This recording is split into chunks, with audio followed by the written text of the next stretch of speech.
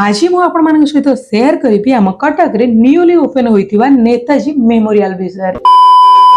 देखंतु शॉर्टकट रे कहिबाकू गले आगुरु एही स्थान रे एही जेलटी थिला बट भंगारुजा अवस्था रे थिला एंड पब्लिक भी अलाउ नथिले आ एबे तो आपण माने निज आखि आगे देखुछंती मेमोरियल भीतर को एंट्री करू साइड रे आपन को 4 व्हीलर एंड 2 व्हीलर पार्किंग रो सुविधा मिली जिवो देन एंट्री गेट रो टिके पछकू आपन को टिकट काउंटर मिली जिवो जेउठ आपन सुविधा रे टिकट करि परिबे चेकिंग गेट रो भीतर को एंट्री करू आपन को फाउंटेन आ तार लाइट डेकोरेशन देखिबा को मिलिबो जहा कि दिल से वाओ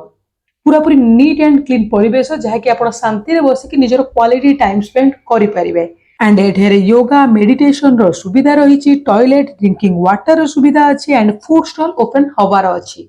नेताजी को लाइफ स्टोरी जानिबा को चाहुतिले एठी एलईडी स्क्रीन माध्यम रे बसी आपन देखि परिबे